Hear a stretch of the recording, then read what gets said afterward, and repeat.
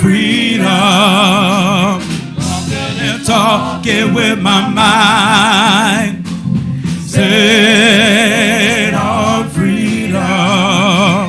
Walking and talking with my mind.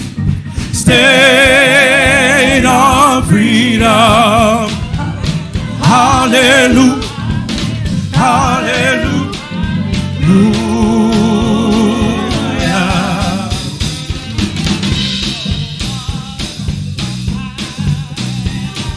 State of freedom. Morning with my mind. State of freedom. This morning with my mind. State of freedom. Hallelujah. Hallelujah.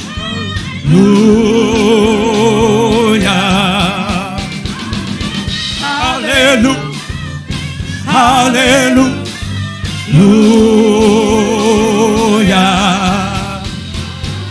Hallelujah. Hallelujah.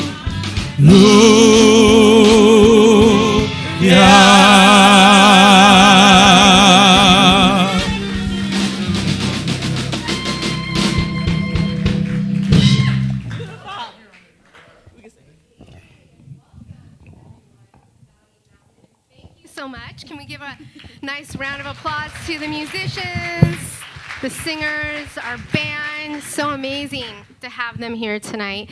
We're also so grateful to have all of you here with us tonight, and we're grateful to have Dr. Hendricks here, Dr. Butler, and Bishop Donaldson here to lead us in this important conversation on opposing white Christian nationalism in the midterms. Hallelujah. My name's Deanza. I'm one of the pastors here, and it's so good to see all of you. Tonight, we want to take a few moments to acknowledge the lands that we're standing on, that we are gathering on the occupied ancestral lands of the Duwamish. The Duwamish and all coastal Salish people have been here stewarding this land for generations and are still stewarding this land, and we give thanks.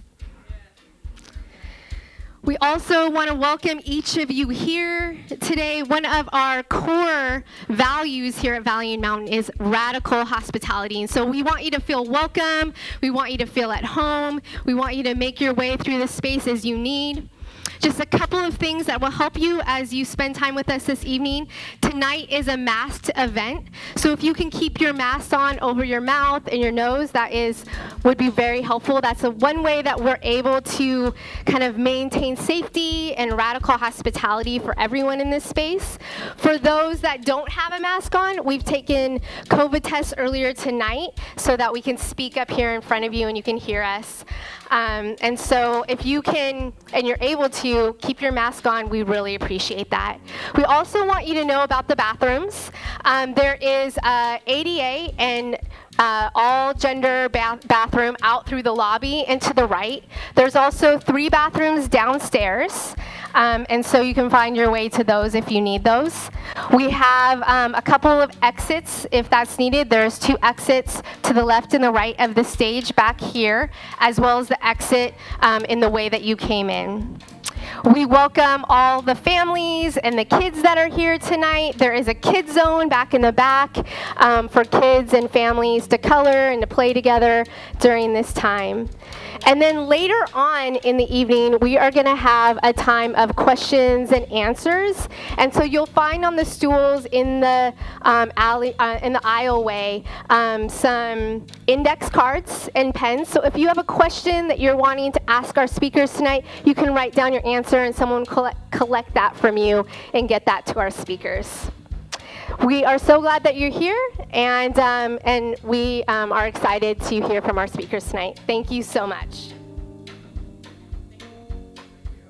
Thank you, Dr. Spalding. We're so happy to be here. My name is Minister Mercedes. My pronouns are she and her. It's such an honor to provide music for you today. Reverend Sekou invited us to sing freedom songs in honor of the ones who came before us. So if you know these songs, please do what you've been doing and sing along with us. The next one's called Oh Freedom. Can you stand?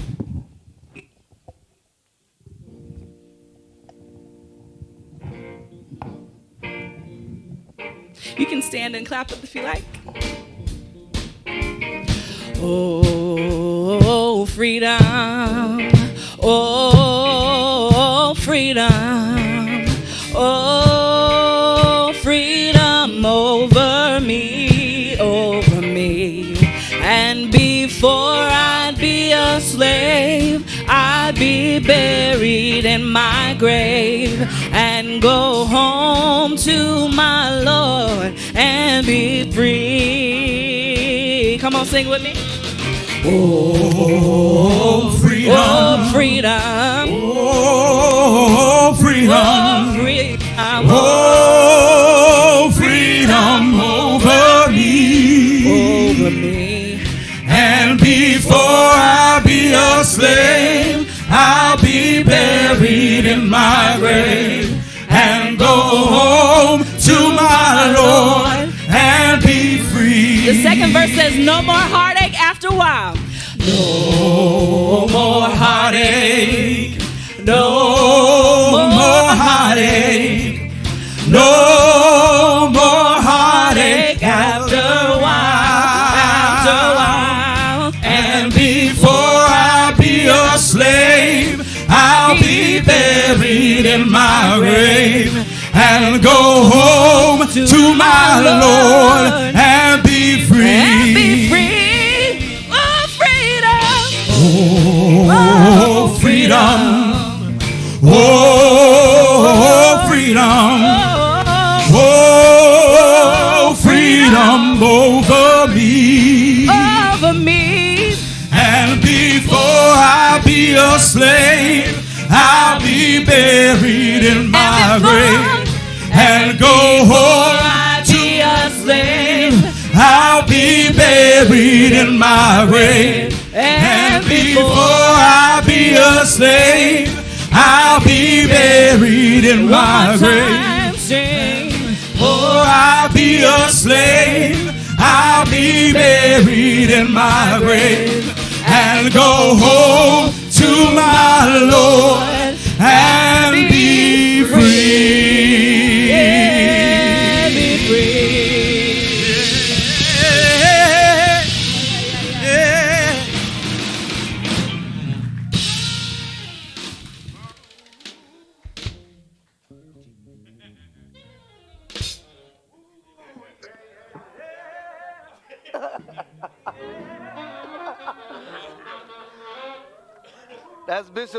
That's Bishop Donaldson's people. They like to have church.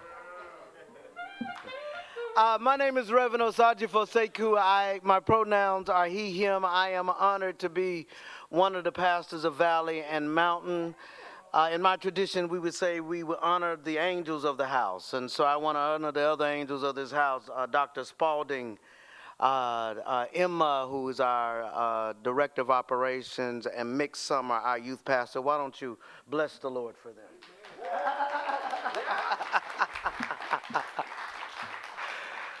And all these Pentecostals up here, I'm trying to hold myself together, but I feel a shout in my feet. This is the first of also. Let me recognize our co-sponsors, South Seattle Emerald. Michael is here, the executive director, KBCS.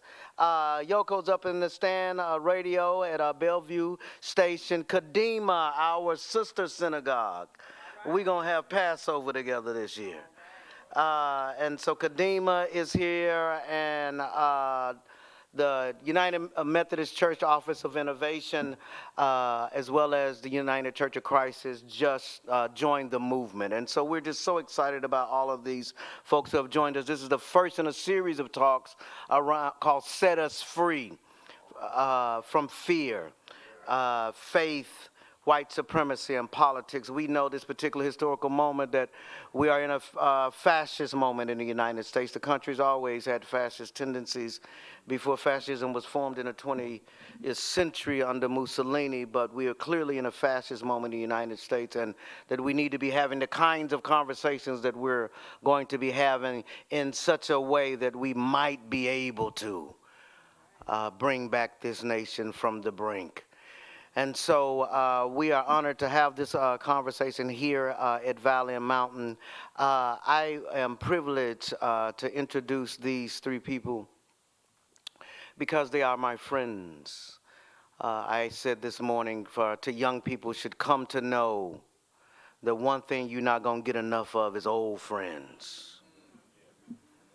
And so I am deeply honored to introduce my friends. Let me begin with Seattle's own, by way of Philly. And I'd be remiss if I did not acknowledge that which produced him, Overseer Donaldson. It is so good to see Bishop Donaldson's father is here. And if y'all had kept playing like that, you know, Bishop Overseer Donaldson, he'll take a lap on you. Because he indeed knows all that God has done for him. And so Seattle's own Bishop Edward, in our tradition, we would say the Dr. Right Reverend Edward Donaldson III, who is the author of the Black Lives Matters movement toward intersectional theology, serves as the director of the Doctorate of Ministry program at Seattle University School of Theology and Ministry. He is the pastor of Kingdom Family International, as well as the chair of the Coalition of Bishops that works with Dr. Yvette Flunder. But above all, he is my friend. And I am deeply honored to call him my friend. And so why don't you come on up here, Bishop Donaldson, who's going to moderate our conversation. And then next I'm going to introduce someone who is near and dear to my heart, Dr. Butler, who wrote the definitive book on women in the Church of God in Christ. And so I am just so happy that they are coming. They are the chair of the Department of Religion at the University of Pennsylvania. The book that we'll be discussing with them today is their text, White Evangelical Racism. She tends to make them real mad. And so, and we are so happy. Come on up here, Dr. Anthea Butler.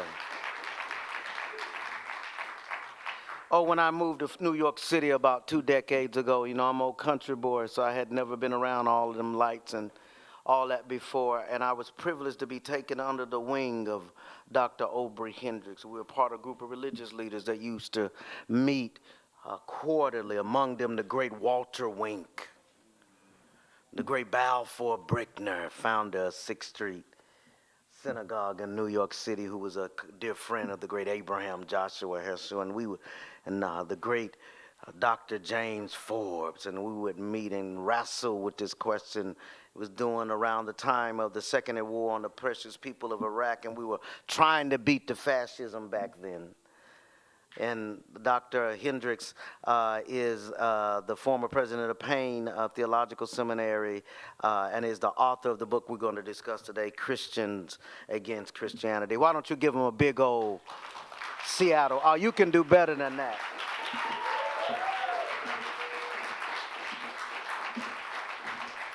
Hello, Seattle.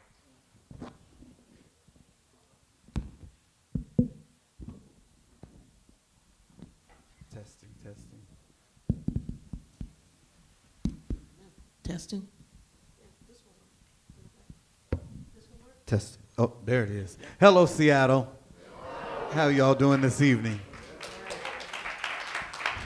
If I was at home, I would just say, hello, family. All right, I hear you, I hear you. We're so excited to dive into this conversation, but before we do, let's give Reverend Sekou a great big hand for bringing us all together.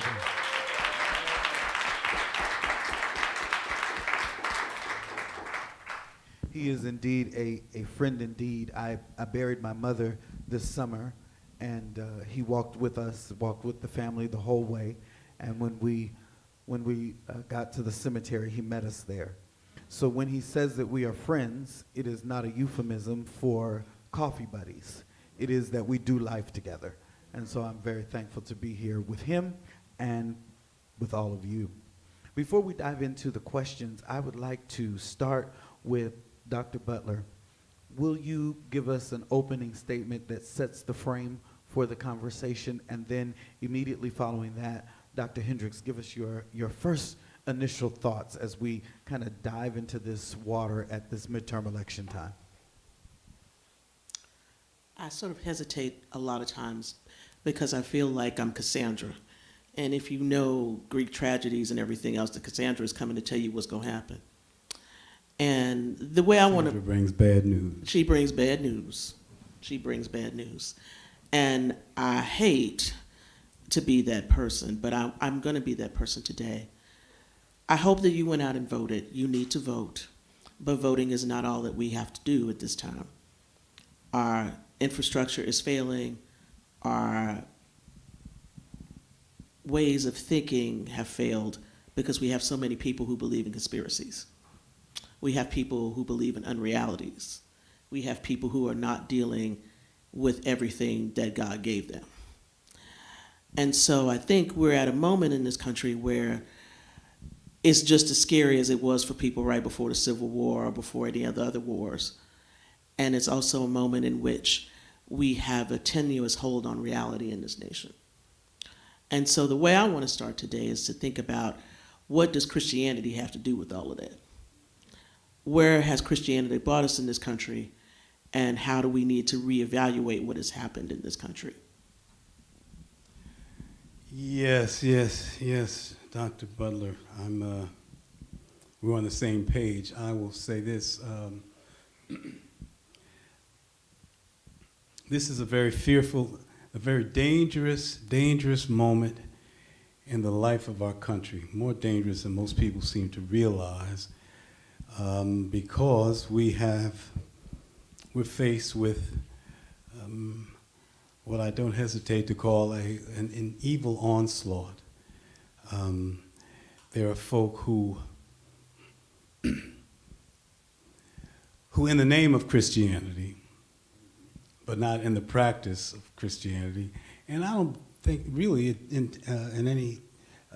the faith of Christianity in any kind of real way.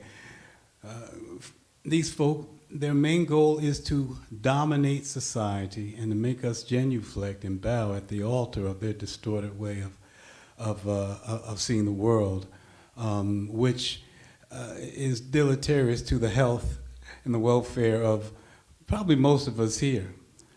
People of color, gay folks, trans folks, white folks of progressive bent. We're all in the crosshairs. And this election is so very important in the short run. For one reason, if the right wing takes over one of the houses of Congress, we're going to have nothing but a deadlock of recrimination and investigation. But in the long run, it really doesn't much matter what happens this Tuesday, because we are in a downward spiral, and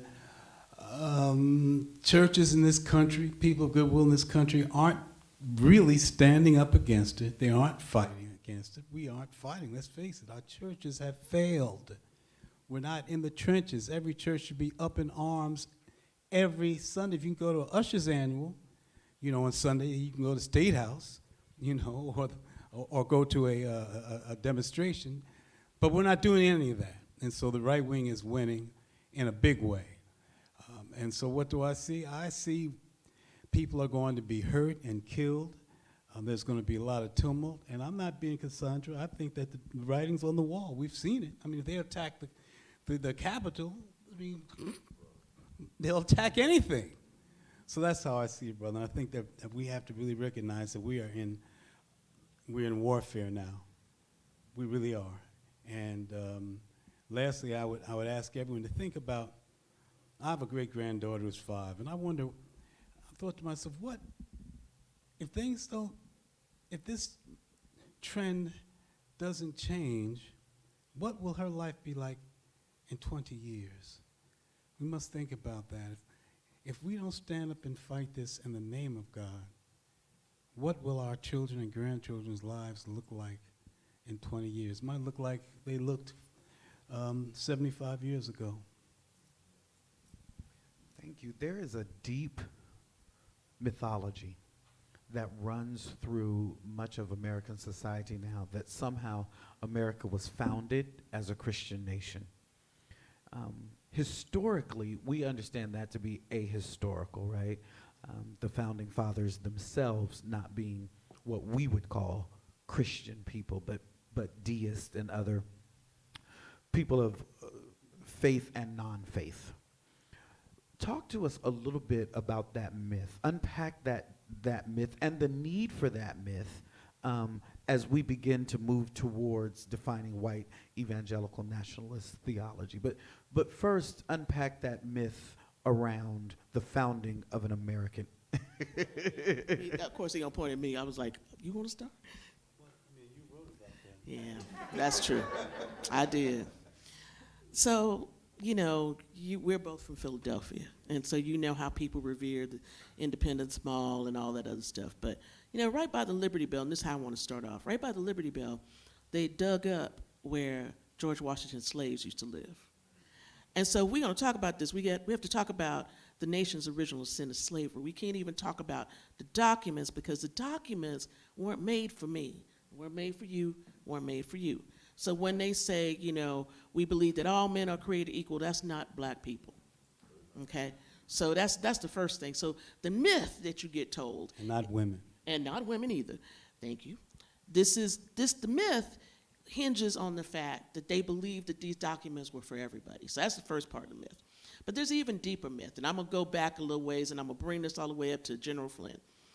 When you see the scripture, the city on a hill, then you hear John Winthrop talk about the city on a hill, this is where God created people to be, and then you hear Reagan use that, and then you hear people like Bush use that term, and Donald Trump use that term. You have to understand that this is sacralizing America. It is making America, as General Flynn said, this nation needs to be Christian, period. That's number one. Number two, he even went on to say that America was in the Bible. Now, I don't know what Bible he was reading, but I don't see America in the Bible unless we talk about Babylon. Okay? So let me go there. Now, here's the other thing. When we talk about Christian nationalism and we talk about the myths that America was founded on, one of the myths is that it's a Christian nation. This nation was founded so that people could come here and experience religious freedom, because everybody was trying to get away from somebody else. The Puritans was trying to get away from the folks in the Church of England. They didn't think they had it right. We're going to come over here and do better. We're going to do something different. But the history that you get told by these pastors and people who lie all the time are going to tell you this was a Christian nation, God was shining on us, God was with George Washington, even though all the teeth in his mouth was made from his slaves. I mean, I can go on, but here's the thing. When we talk about this nation being a Christian nation, they're not talking about Thomas Jefferson writing to Danbury Baptist and telling them that it should be a wall of separation between church and state. These people don't think there's a wall of separation. They think it's all church, and it's all white church, and it's all their church, and the state belongs to them. So understand that when you hear this term Christian nationalism, and ain't nobody lying about stuff, this is about nationalistic fervor using Christianity to oppress people, period. And if you're a Christian sitting out here today, that's what your people have said that they are doing.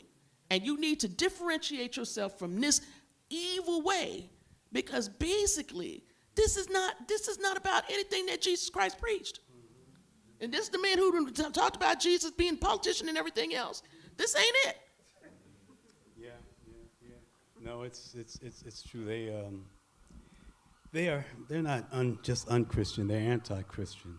They are the antithesis of what the gospel stands for.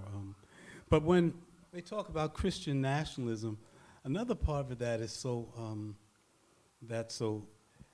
it's really so ugly that their notion of Christian nation from the beginning is a white supremacist notion, right? It was never, we were, if we are envisioned at all, we're envisioned in a subordinate, secondary citizenship, I guess they'll, if they accord us that much. But it's a white supremacist vision. And so that's something that they don't want to talk about, but racism is endemic to this whole notion of Christian nationalism. Not only that, Christian nationalism is an oxymoron. I mean, you can't, either you salute Christ or you salute a flag, but you can't have two masters. So what it comes down to is that they're ideological Christians, in that their Christianity really is comprised of whatever serves their interests, right? Which is why they can overlook every ugly thing that happens. And if it's for when they're boys, they can overlook this piece of trash, Donald Trump. Everything he does, I mean, he's the kind of low life you don't want around your children. He's that bad. But they can overlook all that. They can overlook poor dumb Herschel with his backward, corrupt, hypocritical self. They can overlook anything, and so what are we faced with? We're faced with really a regime of evil, in that, an anti-Christian regime, in that they have no morality nor no ethics. They don't have any allegiance to anything but their own interests. And that is the antithesis of the gospel message. No, love your neighbor as yourself. They don't have a neighbor. They have a tribe, right? They don't even think about community. Anyone who's not in their in-group, they see as an enemy. And that's what Christian nationalism is. Thank you. So with that then, is it possible to separate modern evangelicalism, because I know I have a historian on the stage, from whiteness, or at least from the idea of the majoritarian? Is it possible to be a present-day evangelical and not be white nationalist evangelical? Can you all talk to that? Yeah, I'd say quick. Yeah, I mean, all evangelicals aren't right-wing, white right-wing evangelicals, right? I mean, there are, like, for instance, Sojourners Magazine. That's a progressive, left of center evangelical magazine. I mean, the history of evangelicalism was, like 19th century. And if I'm wrong, Dr. Butler, don't correct me publicly, please. No, but it was largely a progressive movement, right? I mean, they had. Oh, there was a lot of racism. There's always been white racism. But the abolitionists, abolitionists were evangelicals. Even some of those were, had their racism. He got to say they had this, but then Well, no. That's the interesting part about this, right? Well, yeah. The interesting part is that whenever we talk about America and American history, we're talking about racism. Yeah. Right. And even some of the famous evangelicals, weren't convinced that black folk were as fully human as they were. But evangelicalism, the point I'm making is that there were evangelicals who supported unions, and I write about it in my book. There were evangelicals who supported women's rights. There were a lot of progressive evangelicals, and one of our colleagues, Randall Balmer, he documents a lot of that, and I document some of that in my book. But the shift, and I'd be interested in hearing your thoughts, Anthea. The major shift started around the time of the New Deal, when they when the corporate titans the corporate titans were upset, of course, because what the New Deal changed the philosophy of government. Before that, government acted like there was had no responsibility for the everyday welfare of citizens, right? And FDR came in, and he inaugurated a lot of programs that looked out for the suffering of the people. Well, those who were rich they didn't like that. It was like government always served their whims, and all of a sudden, they're looking out for poor folk, and so. I can't go into it, but they formed their organizations, and they were going to fight against the New Deal. But one of the things they did was they enlisted these right-wing evangelical preachers, and John James Fifield from Los Angeles, who started a group called Spiritual Mobilization, which had nothing to do with spirituality at all. All they were concerned about was, all they did was really try to convince everybody that capitalism was really Christian, right? And they started this thing about, that's when the terrible rhetoric about the demonization of socialism started, right? Even though we have socialism all throughout our government. I mean, Social Security is socialism. Municipal water is socialism. But the point is, you look at the rhetoric from the late 20s up until now. They're using some of the same phrases now to whip the people up, to turn them against us. So the bottom line, I guess if there's a bottom line, evangelicals, there was a stratum of evangelicalism that was progressive, and I believe it was more pronounced in the 19th century than the stratum that we have in the 20th century, right? And we're talking about white evangelicals, because black evangelicalism, of course, is very different. It's not as reactionary and deleterious. I'm just going to read to you. I will let you know that she has my copy of her book, all right? So that Yeah, I kind of have it in my head, but I actually want if to she use some contradicts actual me, language. No, it's right it here shows on that page. I support her, because all right, Page. that's my book. It's on the page. You got me? So this is what I want to say to what you've asked. White evangelical racism tells a concise history of the evangelical movement, and here's the hard part: the racist and racial elements that imbue its beliefs, practices, and social and political activism. It is racism that binds and blinds many white American evangelicals to the vilifications of Muslims, Latinos, and African Americans. It is racism that impels many evangelicals to oppose immigration and turn a blind eye to children in cages at the border. It is racism that fuels evangelical Islamophobia. It was the evangelical acceptance of biblically sanctioned racism that motivated believers to separate and sell families during slavery. Hang on a minute. Let me just turn the page just a moment. And the march with the Klan. Racist evangelicals shielded cross burners, protected church burners, and participated in lynchings. Racism is a feature and not a bug of American evangelicalism. Racism is a feature and not a bug of American evangelicalism. One of the reasons why I wrote this book, and this actually has nothing to do with anything you just said, was because I was mad at evangelicals like Michael Gerson and others who kept lamenting about, why do evangelicals like Donald Trump so much? Why is this happening? How did they turn bad? It's in them. It's in their history. It's in everything. So even when we talk about abolition and all the missionary work and all the nice stuff they did, not missionary, that's all racist, but all of that stuff, there's racism at the core of all of it.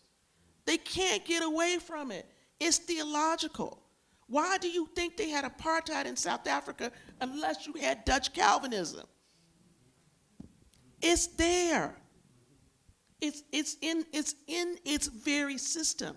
And so even when we're talking about black evangelicals or Latino evangelicals or Asian American evangelicals, we are talking about people who have been underneath the system that perpetuates their subjugation to whiteness.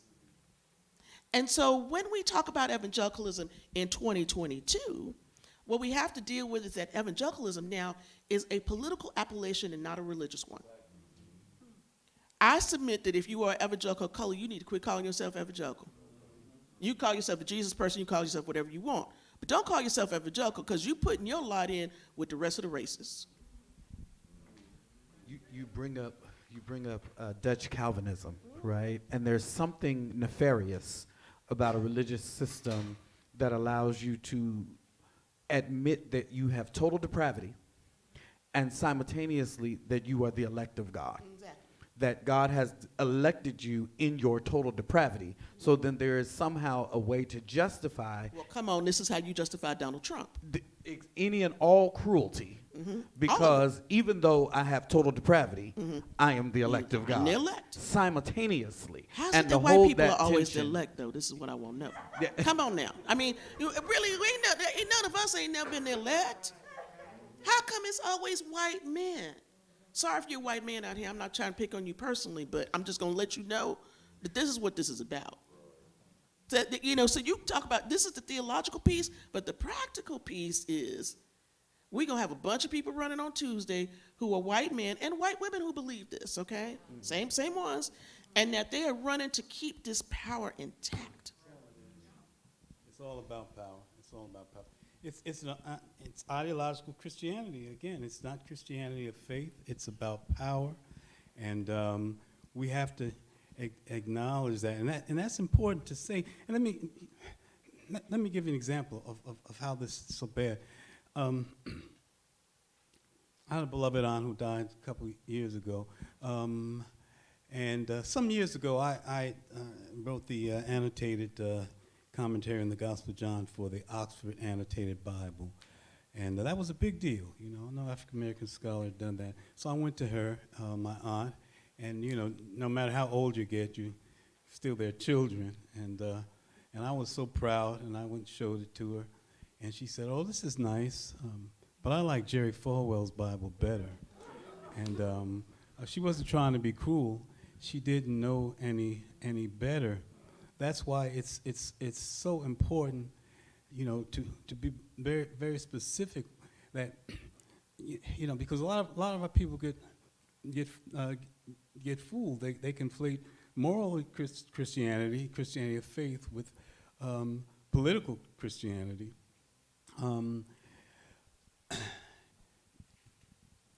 My late mother was very deeply moral Christian, but she didn't have anything in common with these other kind of folk. But we have to be able to help our people to make the distinction that we're talking about Christianity of faith and Christianity of ideology, or to put it more boldly, Christianity of faith and anti-Christianity. And we must deal with these people, with their belief, not as fellow Christians, fellow children of God, yes, but as they're not our fellow Christians. They don't believe what we believe. Their fealty is to their own interests, and much of America, their fealty is to whiteness, and that's idolatry. So we talk about white males are the object and the subject of idolatry in America. They idolize themselves and their own status. That's why when someone says, like what that woman say on Fox, well, of course, Jesus. Everybody knows Santa Claus is white. Everyone knows Jesus is white, because they made an idol of whiteness for themselves, and this is what we're fighting against. And it's not, and it is a Christian fight. It's not a racial fight. For people of faith, it is a Christian fight. And so we talk about whiteness. When I talk about whiteness, I'm not talking about a racial identity alone. I'm really talking about an ideology of privilege, a way of looking at the world, and from being in a privileged position in the world. American exceptionalism. But this is so deeply ingrained in us that, as you pointed to earlier, we inhabit that in ourselves. Last time I said this, I spoke at a church. I'm not going to get into specifics because you know the church. but it's a church that's been in the news quite a bit, and it's a historic black church. I couldn't believe they still got a white Jesus in there. And they don't, and they get angry if you ask them to take it down. And they're supposed to be on the forefront of civil rights movement. I'll leave that alone. So let's do a little work connecting both of your books. Because when this is over, I want to make sure that you have a copy of all three books that are represented up here. But I want to put your books in conversation, and I want to also put your recent appearance in the Hulu special around Jerry Falwell Jr. in context. So in your book, Dr. Hendricks, in your book, you lift up a story about Jerry Falwell Sr. and a little town in Virginia before he founds Liberty University. Dr. Butler, you recently appear in a Hulu special around a sex scandal involving Jerry Falwell Jr. Now, it's important to make these two connect because what you elucidate in your work only grows and metastasizes. So by the time Dr. Butler picks up the Jerry Falwell story, it is something that we live through and know, but I don't think most of us know that backstory. So if you could start us off with early Falwell, and you can pick up mid-Falwell through Jerry Falwell Jr., then we can see how this white evangelical nationalism actually lives in the political infrastructure of the now. Very good point. Yeah, this modern epic of right-wing evangelicalism began, I'd say, well, in Virginia. I was born in Virginia, Farmville, Virginia, in Prince Edward County, where they closed the schools rather than segregate them. I was born in segregation, and Jerry Falwell was one of the architects, one of the leaders of the segregationist movement in Virginia that ended up closing schools rather than desegregate them, right?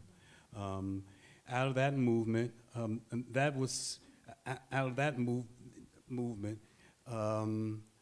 they coalesced a lot of the segregationist preachers together, and their next major project was to fight against the Carter administration, the Carter administration's IRS statute that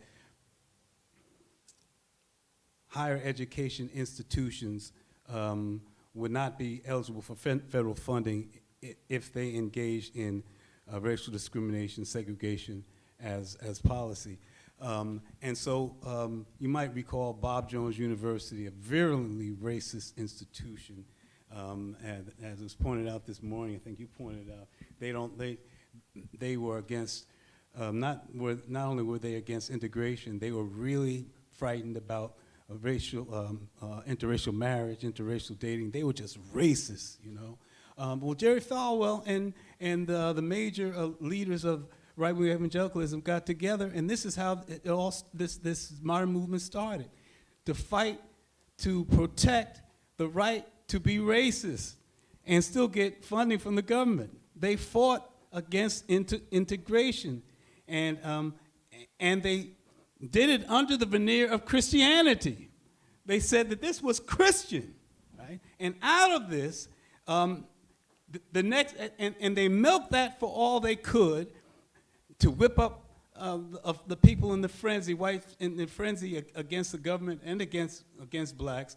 When that fervor sort of died down, Randy Balmer, who's our colleague at Dartmouth, in his book Thy Kingdom Come, tells us, he happened to be in the room with this meeting, these Jerry Falwell and these people got together, and they tried to decide what wedge issues can we use to get the whip people up again, to get them on our side so they can support us in our quest to take over and dominate American society. And they decided on two issues.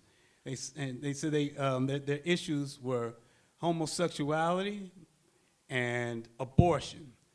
Prior to that, they were against homosexuality. but that wasn't their major issue. And abortion wasn't an issue at all for them because they supported, later on, they supported Roe versus Wade when it came out. They supported it. And the Southern Baptist Convention issued 3 separate declarations supporting Roe v. Wade. So this is where this modern right-wing evangelical movement started. This is where it came out. It eventually morphed into the moral majority, and then the rest is history. So before Dr. Butler picks it up, I want to go back to this segregationist move on behalf of Jerry Falwell, because in your book, you tell us the outcome of that. So 5 years, no black children, by and large, went to school in this county. Mm-hmm. Tell us the result. Where is that county today? I need us to see the present So the outcome. result of that, so my family came north to Newark, and I had cousins who went to stay with relatives in other states, but there were some in my family, and most people in the area, most students did not get out. As a result, Prince Edward County is the poorest county in Virginia today. Farmville is the poorest town. Pardon me. You have a whole generation who is poorly educated. Many of the folk, when the schools open,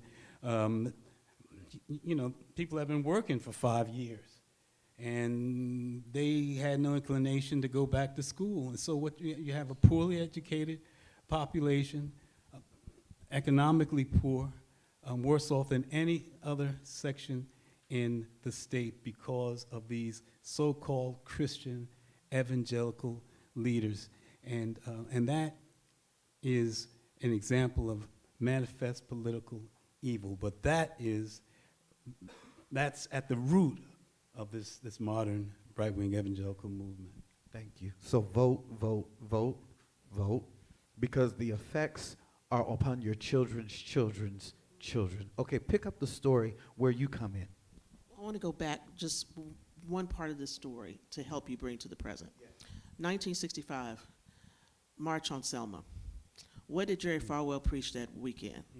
From ministers to marches. Ministers should not be involved in marches. It was a direct dig at Martin Luther King and everybody else who was marching at Selma.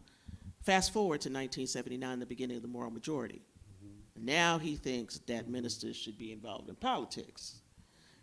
And the long con is that they start making real money. One of the things in the Hulu documentary, I'm gonna give you a preview, is you will be astounded by how much money Jerry Falwell's ministry was making in the 1970s and early 80s. It is phenomenal money, okay?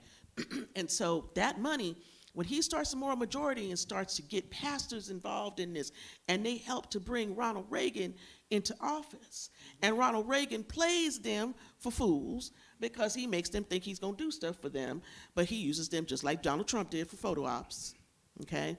And you got Jerry Falwell, who is for apartheid, remember this, telling people to buy Cougarons so you can support the apartheid government in South Africa, all right? And then you get forward to where he is at 9/11 with his little friend Pat Robertson telling you about how the gays and lesbians and everybody else destroyed this country, and that's why those planes hit the World Trade Center and the Pentagon and went down in Shanksville in Pennsylvania. What you have is the long con, that you blame everybody else for everything that's happening in this country except evangelicals, except what the real problem is.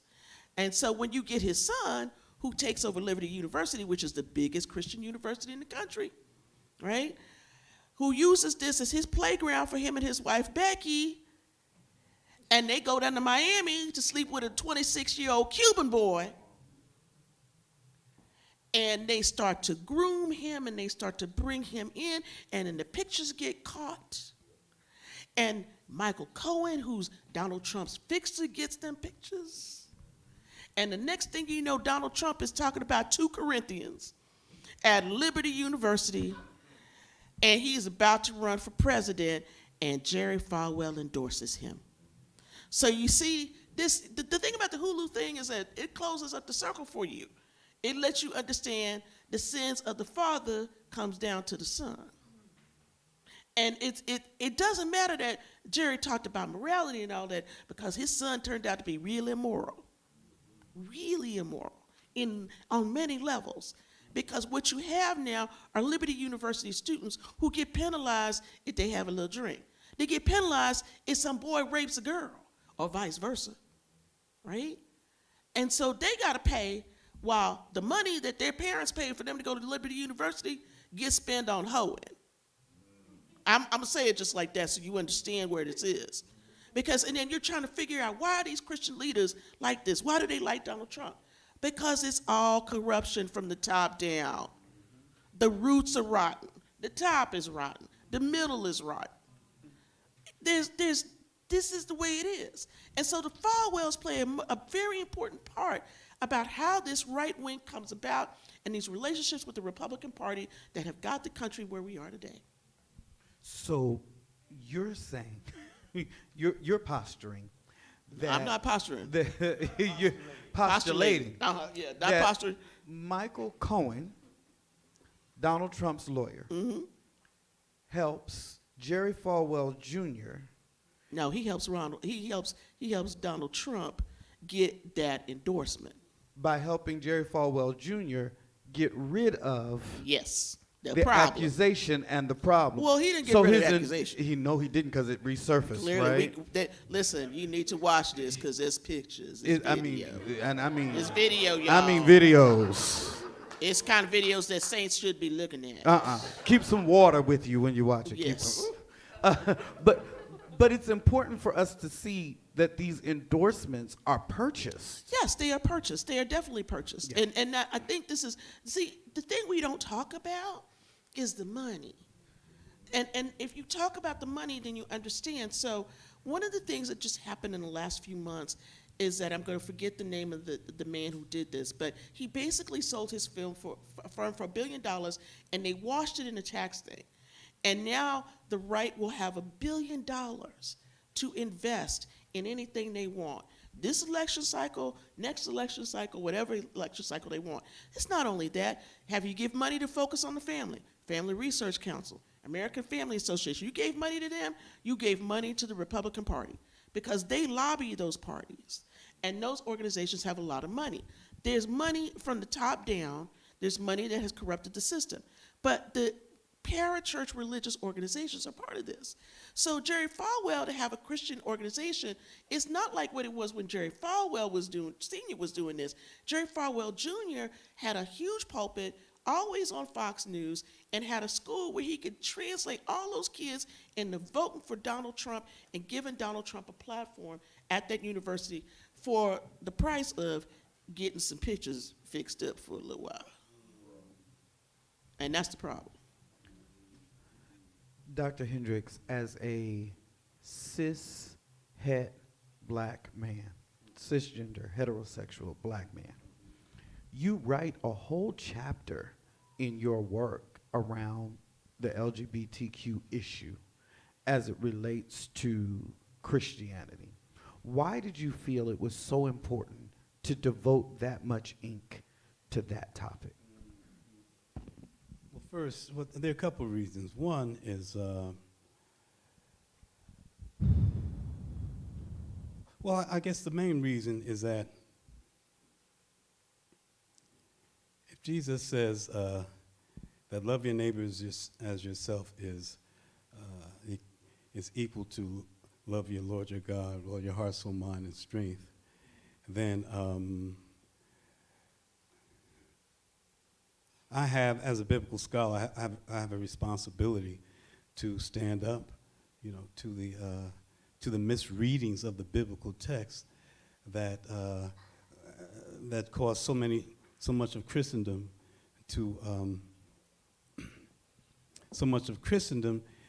to believe that the Bible says that same-gender loving people are sinful, that they should be killed, and all of that. And so, yeah, I mean, it's, give an example. Sodom and Gomorrah, the story of Sodom and Gomorrah says nothing about homosexuality at all. Right? it says that some men wanted to gang rape some angels that they thought were men, right? That's what that's about. The Bible doesn't say that Sodom and Gomorrah were destroyed because of homosexuality. It said because of lack of hospitality. You find that throughout. And lack of hospitality, this might sound minor, but it was huge in those days when, you could perish going, in those desert areas if people would not give you succor and support. And I mean, that's just one example. So I as a biblical scholar, I knew that what they were saying was wrong, number one. Number two, I know I have a responsibility to stand up for my brothers and sisters. These are, we're all just children under God. That's it, period. And I also want to show how right-wing evangelicals, because this is one of their major concerns, like abortion. I want to show, just like abortion. Well, abortion doesn't even talk. The Bible doesn't even talk about abortion in a significant way. But I wanted to show that there is nothing that when you look at the biblical text and all the handful of passages that purport to talk about homosexuality, because some of them don't, the translations was to draw any conclusion about at all. And then when you think about the fact that we're all children of God, that we don't have the right to marginalize, demonize, exclude, and certainly not to oppress anybody, because we think that what the way they're relating to other human beings without hurting anybody, that we just don't like that. And so I wrote it to stand up and to debunk that. And I believe that I built a very strong case. And I just want to end by saying this. My responsibility really came because I'm a biblical scholar. I'm not a theologian. I'm a biblical scholar. I look at what's in the text. And because I've been blessed to be trained, and this is my vocation, in my avocation, I'm a biblical scholar to struggle. This is my site of struggle. This is how I fight injustice.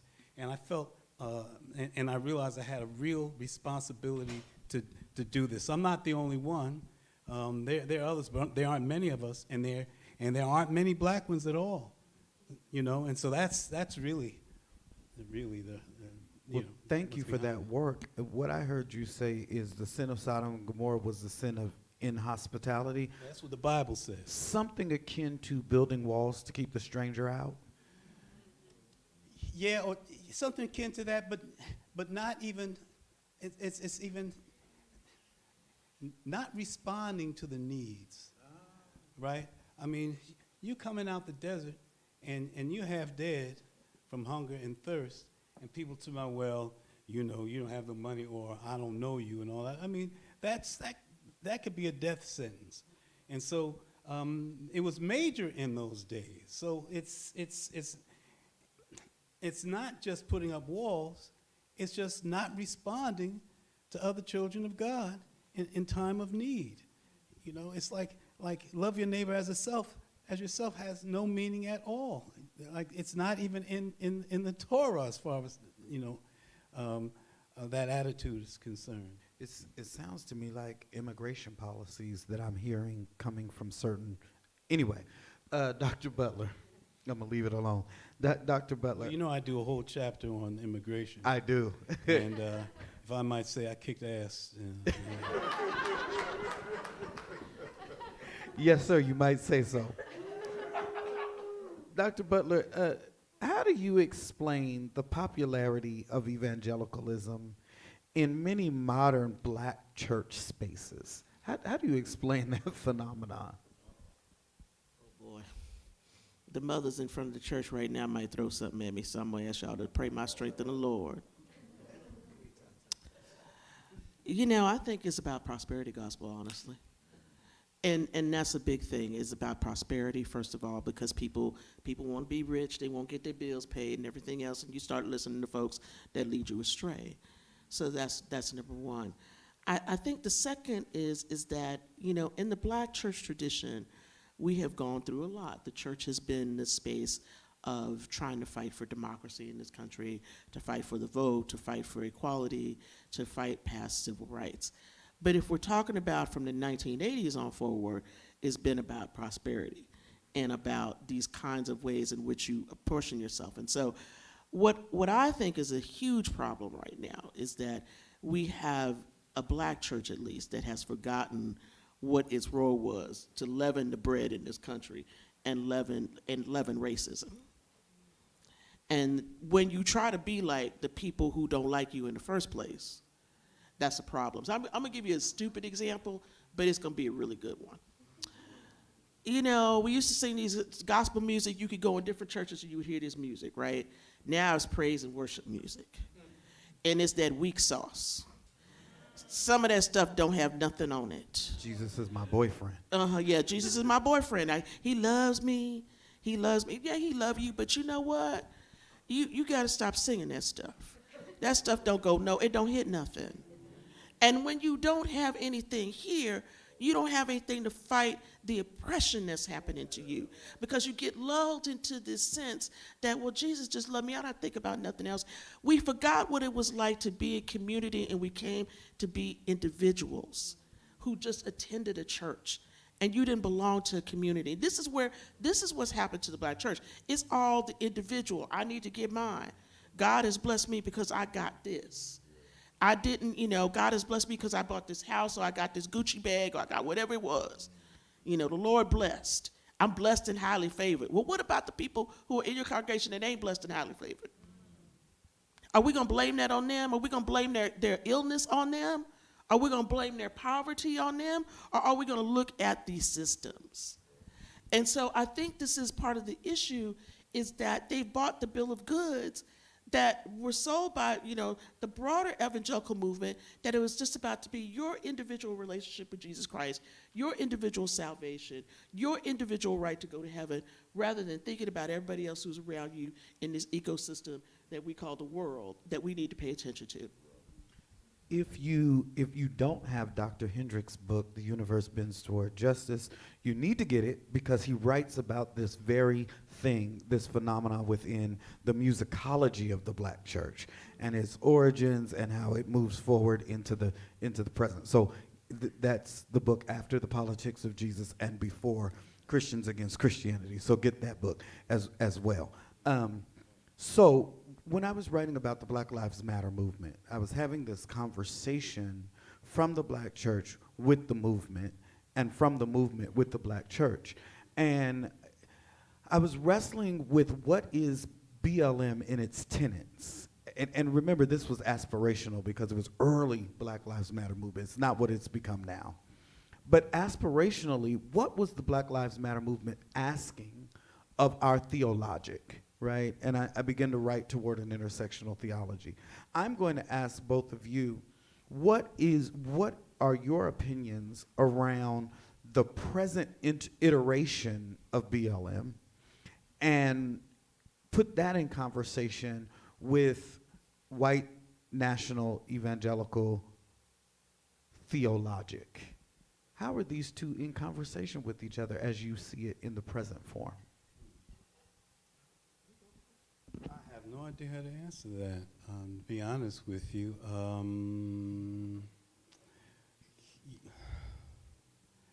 All I know, I don't know how to put those two in conversation, but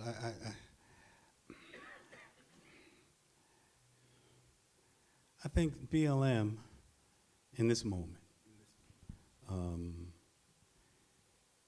is largely like American churches. It's better, but it's not really fighting the fight. And the vision, I don't see, the vision needs to be a new world, a new way of doing this. We know this isn't working.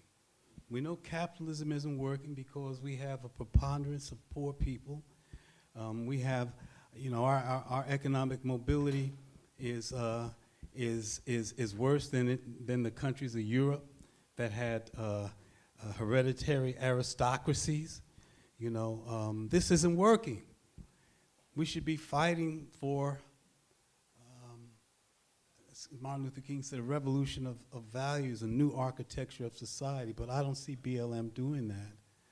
And of course, our churches aren't doing that. Think about it. Preachers always talk about, without vision the people perish, we need vision, but we don't articulate the vision. What kind of world do we want in which everybody can eat of the fruit of the tree of life? And so that's how I see that. The other part of that was the white evangelicals.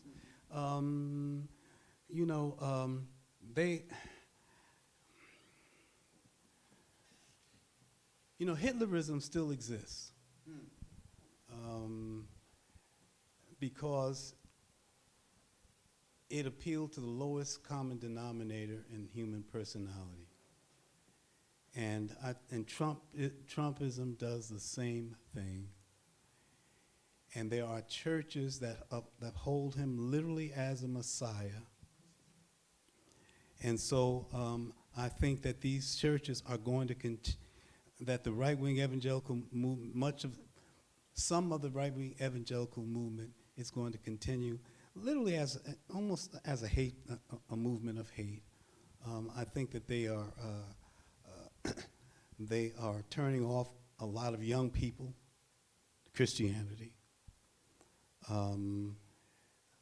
which might be, if there's a positive side to it, it is that these young people aren't getting caught up in all these doctrines and all this stuff that just makes them null and void. So those are my comments. I hope they're on target, but I don't know how to answer it any other way. Thank you. That's perfect. Dr. Butler? I think what I would say is this. Black Lives Matter started off as a movement that said that we needed to be inclusive in reaction to the murder of a young black man, right? And I think one of the things that we sort of miss about that movement is that there were a lot of people who were disaffected with regular church. They might have loved the Lord, but they were tired of church.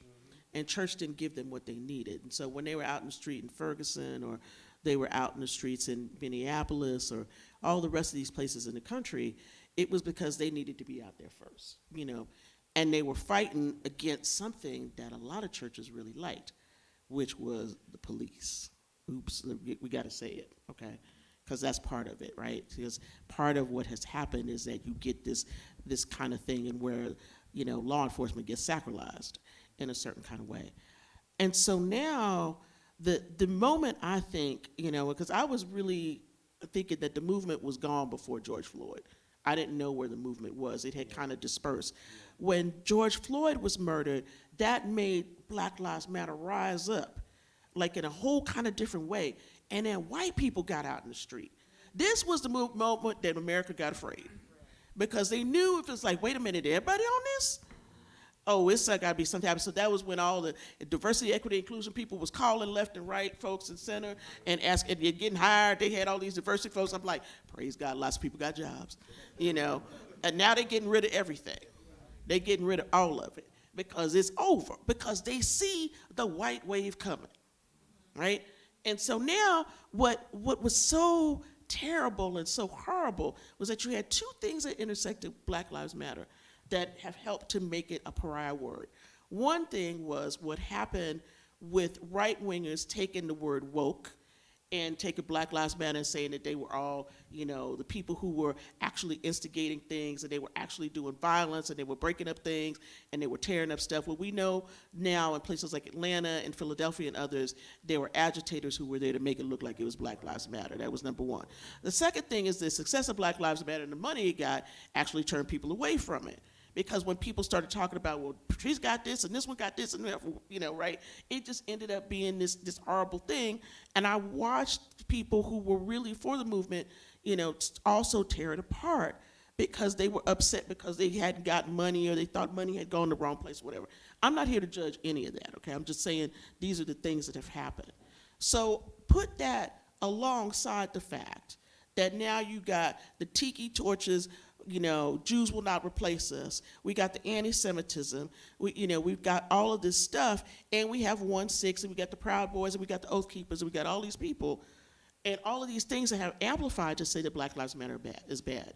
So now what you have is this kind of unholy thing that's happened where all this side of the movement has fallen apart for Black Lives Matter, but white supremacist movements have gotten stronger.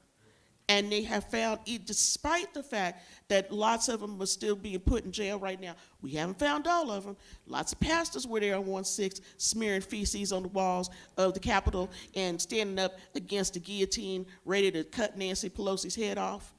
These are people who say they were Christians. Don't forget, 1/6 started with who praying that day? Paula White. See, this is what people forget. You don't even have 1/6 unless you got a Jericho march in December of 2020.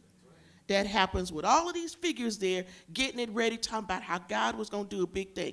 They were the handmaidens of Donald Trump. They did that business. And so while Black Lives Matter got vilified for any kind of piece of violence that happened, ain't nobody talk bad about these folks that tore up the Capitol that is the home of where our laws are made. They were looked upon as patriots.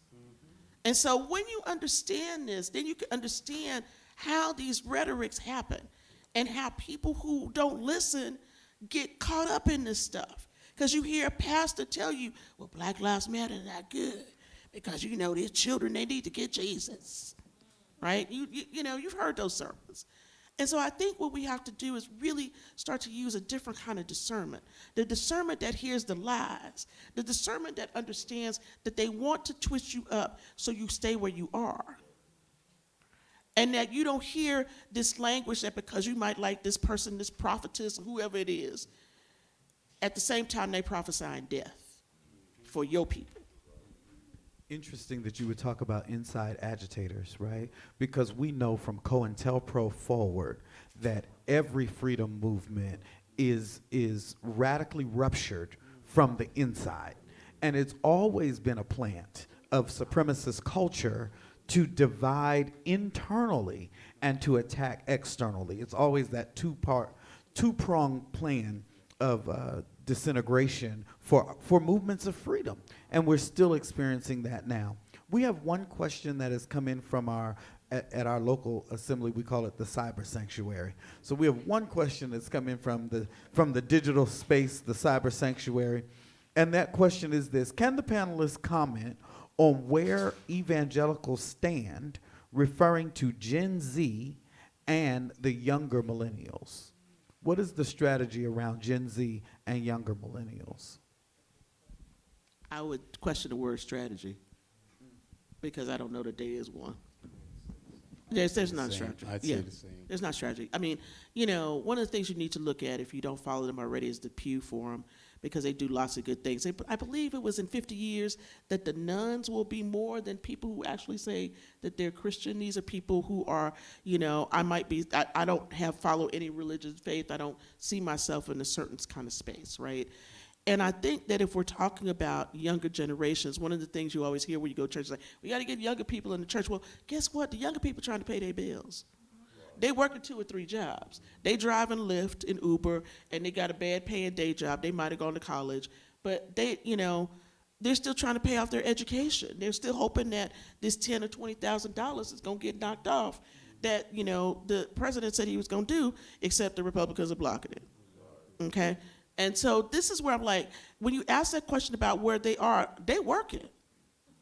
They don't, and you know, they working, or they so doggone depressed that this thing that they hoped that they would get what their parents got, they're not getting.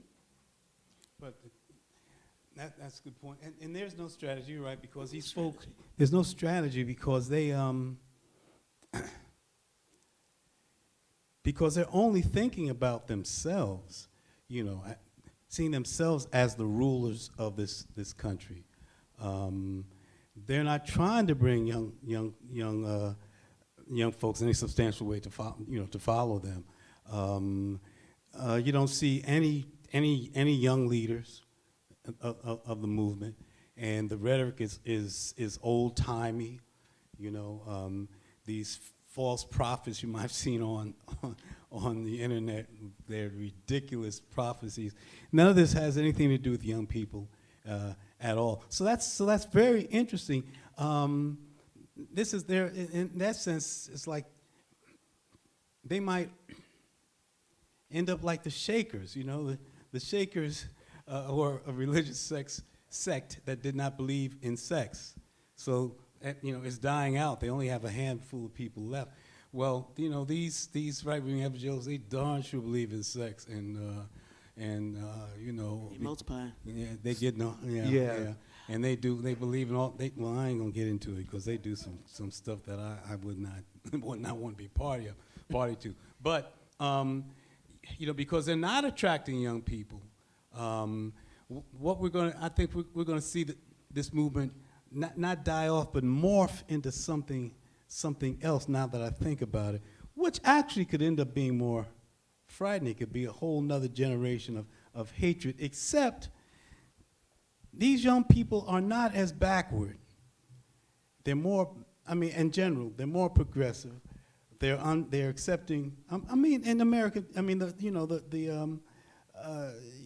the surveys show that they're more accepting of socialism, for instance, and that kind of thing. So I'm hopeful to a certain extent, but there's so much evil and obfuscation in this thing that, Hitler had the Hitler Youth. So, we don't know what. Yeah, that's where I would enter the water a little differently as a product of private evangelical Christian schools. So we don't see That's a good point. the replication. It's insidious. It starts in the first grade in the private Christian school That's a that good point, matriculates brother. up to Liberty University and Biola and Azusa Pacific and SPU, and we could keep on naming the institutions that keep cranking out these same evangelical fundamentalists with this same kind of Stepford Wives mentality that become just as dangerous. Now, the reason I think that they don't promote it as much is their apocalyptic eschatology makes them believe then that Jesus is coming tomorrow and the world is going to end and it's all going. So we don't need to talk to you about a succeeding generation. Not to mention, then we would have to admit that there is a such thing as climate change. And we'd have to really get involved with Earth stewardship. Wow. Do you write about this in your book? Not yet. I haven't Brother, wrote about this is good stuff, brother.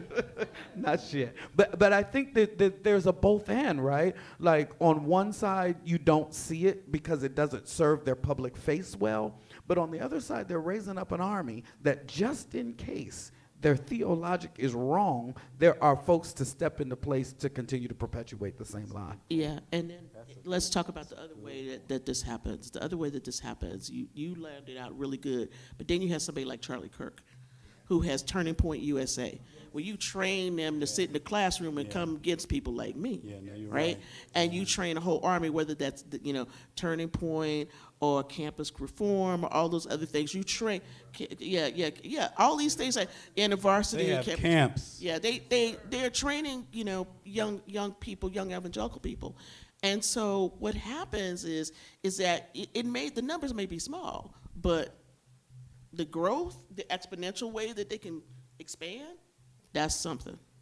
Well, that's a very good point. Yeah, I'm just wondering how large that population is, how large that demographic is. The interesting, Just let me finish this point. But what I think is even the larger question, the larger point is that the ideological domination and hegemony with all of its tentacles, and how it insinuates itself throughout the society, that's much more significant than the raw numbers that come out of these churches. These institutions you're talking about. See, that's what we don't have. They have these camps, but they're not teaching them how to think. They're indoctrinating, and they have camps. And I'll just say the Hitler Youth had these kinds of indoctrination camps, and they say they teach them doctrine, but they teach them They teach them legal strategies too. I mean, these folk come out prepared to fight to dominate, and that's something that we don't. With all the resources we have in our churches, we're not doing anything like that at all. We don't have the consciousness that we are in a warfare against an evil dominationist movement. We have to raise our people's consciousness to fight this thing. So, Mercedes brought me the next question, and I know you to be a woman of faith because you believe I can read this little writing. But your faith worked. I put it together. I don't have reading glasses on. These are seeing, but I can hear if I put them on. Yeah. I want to make sure I got it right because oh, there we go. Oh, look at God. All right. I can't see y'all, but I can see this. All right. So the question here is, how can we have more Reverend Dr. Jeremiah Wrights and less Creflo Dollars and T.D. Jakes? How do we craft the narrative in such a way that we're producing more rights and less? One thing we need to do is hold the radicality of the gospel. That's something that we just don't. Jesus was a radical. He was executed as an enemy of the state. That's what crucifixion, the punishment of the crucifixion, was crafted for. It wasn't about you running around talking about I'm the son of God or this, that, and the other. They didn't care about that. They liked when Negroes, get all religious. No, Jesus was not caught up in that narrow religion. He realized that, the function of a Messiah, you find in 1 Samuel, I think it's chapter 10, purpose of Messiah, it says, and this is what Prophet Samuel said when he anointed Saul, the first Messiah. The purpose is to protect your people from their enemies all around. Messiah is a political position, standing up for the protecting your people or freeing them from domination. And so for people to call Jesus a Messiah, that's not the same as Son of God. He was political when he said in his first sermon, the Spirit of the Lord is upon me because they anointed me to bring good news to the poor. He's talking about structural change. He wasn't talking about no prosperity anti-gospel. You heard that. Prosperity anti-gospel where, you don't change the corrupt pie. You just get a bigger slice, get your own slice of it. He's talking about structural change. So you change society where you don't have, masses of poor people. In the Lord's Prayer, he said, your kingdom come, your will be done. What's that? That'll get you killed, get you crucified in Rome when Caesar's kingdom is already there. So we need to lift up for our people the radicality of the gospel. We need to teach our children that, and that's how we lift up freedom fighters and strugglers in this Christian church who fight for justice and equality for all people. Okay, thank you so much. Question on critical race theory. How did this lie begin to live, and why are we not hearing much back about it? Is this evangelical driven? It is driven by not an evangelical, but actually a Catholic, Christopher Rufo, who came up with, he used that as a wedge term. He's like, this is a wedge term that I can use in order to gain. He admitted it. He admitted it. He said it and said, I can use this as a wedge term to get traction, to get all these right-wingers together on a certain thing. So then you had Southern Baptists arguing about the term. You had all these school boards. It was a way to get school boards to turn over and radicalize, okay? So just like they did textbook things and creationism in the 70s and 80s, this is old dog with new tricks. CRT wasn't about anything. Nobody's teaching this in K through 12. This was a legal term, Kimberly Crenshaw, okay? And so when you ask me the question about CRT, that means that you just bought what Christopher Rufo said. You have to understand how this works. Because you are asking the question about it as though it's a really big thing, then that means you bought the propaganda. But it is a big thing. It is a big thing, except it shouldn't be a big thing because it was made to be a big thing. Exactly. It was a big lie.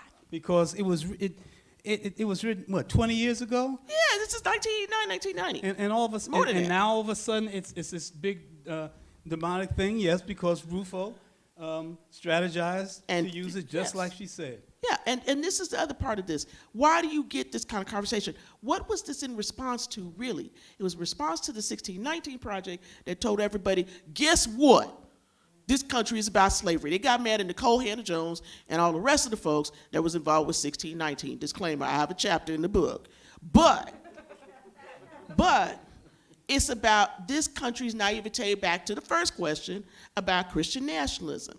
You don't want to hear about slavery because it means that you got to think about this nation a different way. So let me give you a little quick story. This week, I'm at a church. Last weekend, I was with the Freedom from Religion Foundation, getting the First Amendment Award. I talked about Texas books. And in that conversation, I talked about slavery and how they made, in the textbooks that came out of Texas in the 70s and 80s, they made slavery like it was immigration. Like you wanted to come here on the bottom of a slave ship. And so some guy, white man, atheist, y'all, got mad and got up and told a couple of the organizers, I don't know why she talking about slavery so much. I can't stand this no more. I'm leaving. Now, I'm like, you atheist. How you gonna be mad? I'm critiquing Christianity. You an atheist. You don't want to have nothing to do with God, but you mad because I'm talking about slavery. That's hardcore racism. That's that racism that's just like in you, like it's in your blood. It's in your warmth and woof of your body. And this is the kind of thing that we are talking about tonight. That it don't matter whether it's evangelicals, it don't matter whoever it is. If you a racist, you straight up racist in this country. You got a God that transcends all other gods. Because that God will get you and turn you into something that you don't want to be. I'd like to make this point. I don't know if you're ready to close now, but I'll make this point. One thing that I think is important to deal with, and this comes to mind from what you're saying, is this triumphalist notion we have of Christianity and of Jesus. You know, Jesus never said he was a king. In fact, that charge was that charge was made against him by the Romans because that's sedition. He never said he was king. That Paul quoted a hymn in Philippians, I think, about every knee shall bow, every tongue confess. I can't imagine Jesus saying anything like that when you look at the Gospels.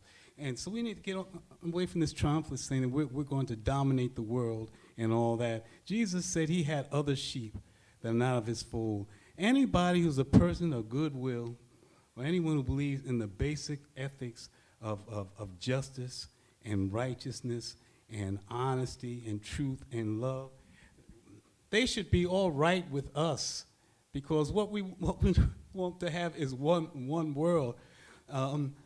One world and one world community.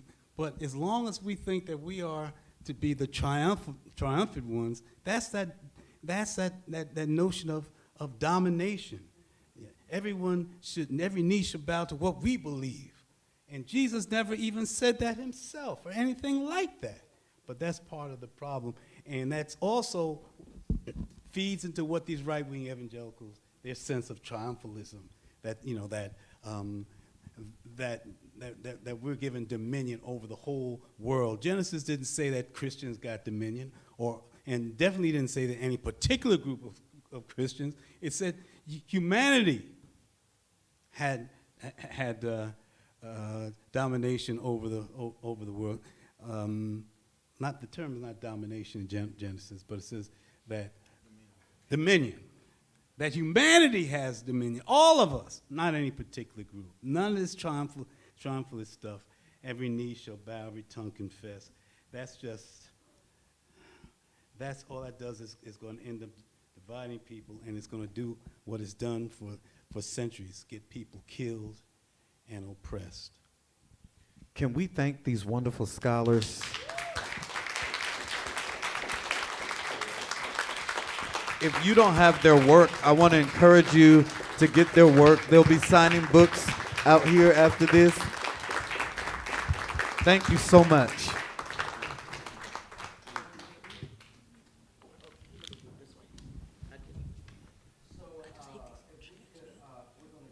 Head out of here in just a bit, but can we just thank Bishop Donaldson for being a wonderful moderator? Thank you, Doc. They are, they're gonna, if you hold your seats, they're gonna meet y'all back at the table outside so they can sign some books. You can purchase them. I won't do a hard sell and raise an offering because it is my tradition to do so, but if you look at the program that you have, there is a scan where you can scan and find out more about this series, more about Valley and Mountain, and there's also a donation. Do you like what you heard this evening? And so if you scan that document, in my tradition, was get something in your electronic hand. And scan that, and you can make a donation. Will you come on up here? Won't you put your hands together for Christina Gonzalez from the United Methodist Church, who helped co-sponsor this, and Christina just helped elect the bishop. So come on up here. True. I just got back from Salt Lake City where we were electing bishops for our United Methodist Church, and I'm glad to be with you this evening. Can we again hear thanks for our speakers and our moderator today? What a wonderful way of helping us to think about our faith, the way we live our faith, the way we enter into any conversation about our faith. I am a little depressed, but I'm also energized to think that there is something that we can do different in terms of our thinking and our living our Christian faith in order to be more faithful to who we are as Christians. So I'm so thankful for Valley and Mountain Fellowship, for Reverend Sekou, for the wonderful musicians that are behind us and performing, and for all who made this possible this evening.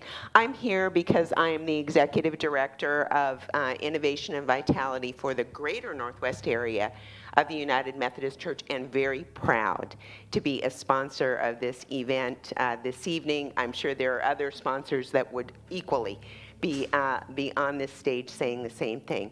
So again, Reverend Sekou, thank you.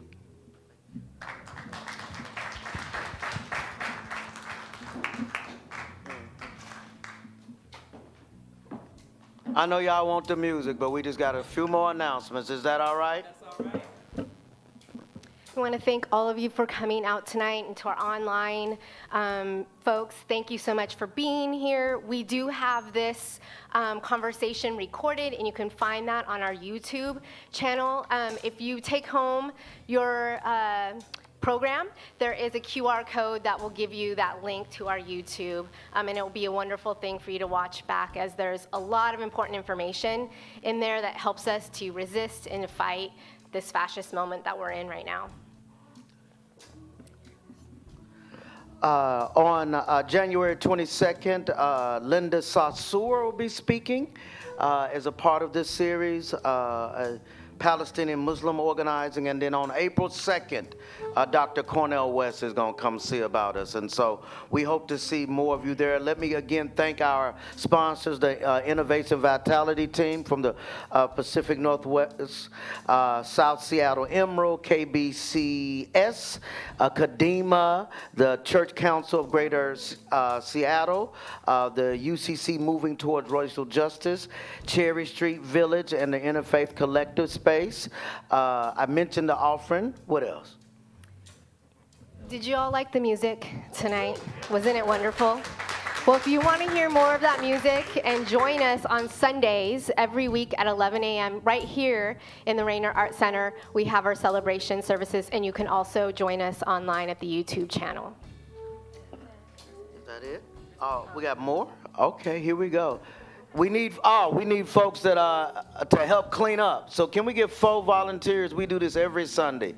4 people will help us put stuff up. 1, 2. You gonna help us, Leo?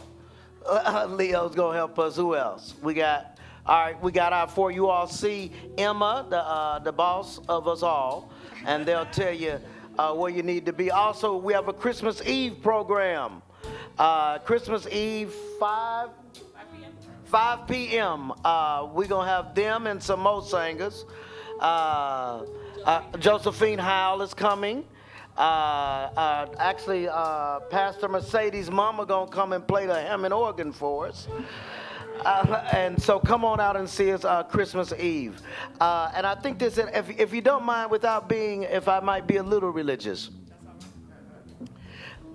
Before they start singing this, I just want to do this Franciscan benediction that simply says, may God grant you with enough foolishness to believe that you can change things that others say can't be changed. Thank you so much. Let's listen to these musicians as we make our way out of here. You know this. Deep in my heart. Come on with me. I do believe we shall overcome someday. Will you sing it with me? We shall overcome.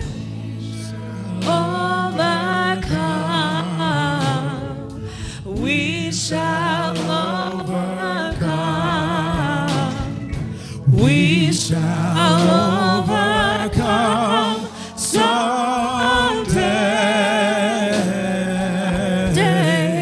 Oh, deep in my heart, I do believe we shall overcome someday. The second stanza says, we are not afraid. We are not afraid. We are not afraid. We are not afraid today.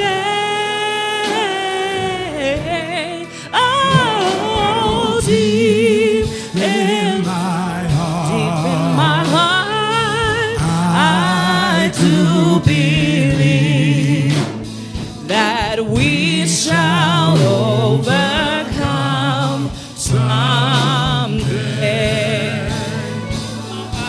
Oh, deep in my heart, I do believe we shall overcome someday.